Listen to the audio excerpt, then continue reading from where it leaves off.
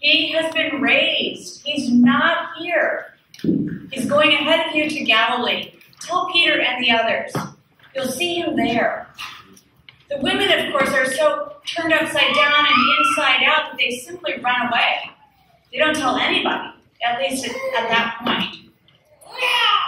That's how this gospel ends. It's ragged. It's just ragged. It's not neatly tied up and presented as a great work. It's ragged like testimony from people who have had their whole world turned upside down and who are just telling it like it is. Real life. This is what happened. We saw him crucified and buried. We were in shock. And 3 days later, we were able to go and take spices to care for his body. And when we got there, we looked in the tomb and we saw a young man in white. He pointed to where we knew the body had been laid. And he said, he's not here. Go back to Galilee. You'll see him there. And we ran away.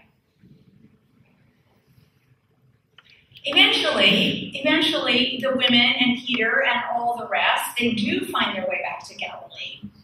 And indeed, that's where they encounter the risen Lord. And that's where we will see him as well. That's Mark's message to us this morning. He's not here. He's not in the tomb.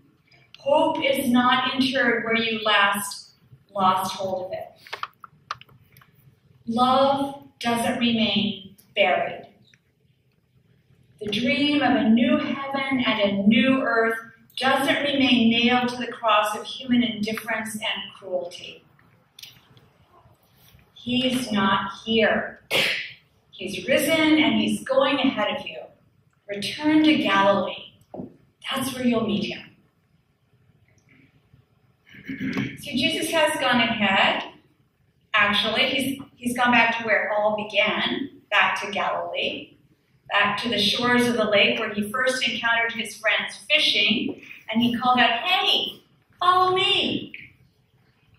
Back to the wedding feast, remember, where the water was turned into wine, revealing the ordinary as extraordinary. Back to the place where he stretched out his hand and healed the man who was paralyzed.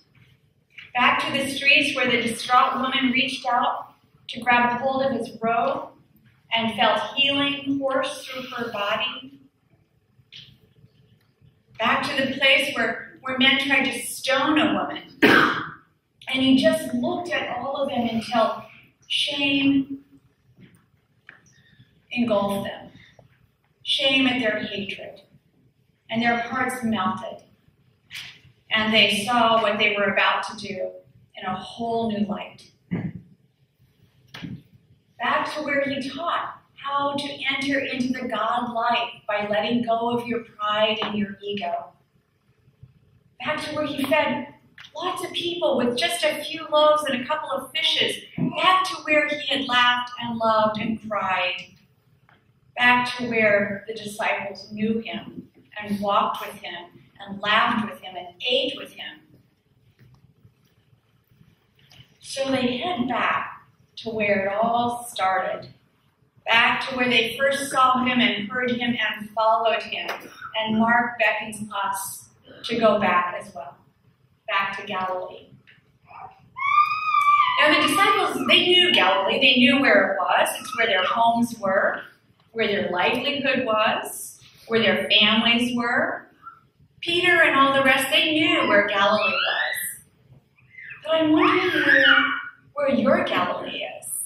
Where's your Galilee? Maybe it's that pile of laundry that never gets done. And when it is, it has to be done all over again. Maybe your Galilee is that argument that you were having with your husband over breakfast this morning.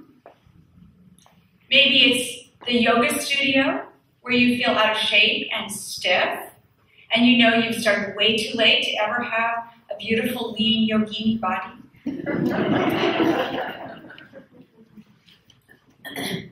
Maybe your Galilee, where the risen Christ will meet you, is at your office, where you began with such high ideals and you've grown a bit stale or jaded, or you feel utterly compromised. Maybe your Galilee is the whole world, this whole world that has grown old, where co-pilots crash commercial jets, where 200 girls are kidnapped and never returned, where states pass laws that, at least in appearance, appear to make discrimination acceptable, where 1 in 5 people are hungry in your own beautiful county. I don't know where your Galilee is, but you have a Galilee. And that's where that's where the risen Lord will meet you. So let me tell you, when you follow the angel's advice, when you go back to Galilee, it's not the same after Easter. It looks different from the perspective of the resurrection. Because the one who has entered through death's dark doors and come out the other side, and who brings trailing with him the fragrant scent of God's new creation, the new heavens and the new earth that God is creating, comes trailing that beautiful scent along with him, just the way that if you were to walk up close to our altar today, you would smell the beautiful scent of these lilies. We don't have to wait till some far-off future to enter and to belong and to be a part of what God is doing. The resurrection says that it's happening right now, right in our midst. This new heaven, this new earth, it's happening now in our Galilee, in this physical realm.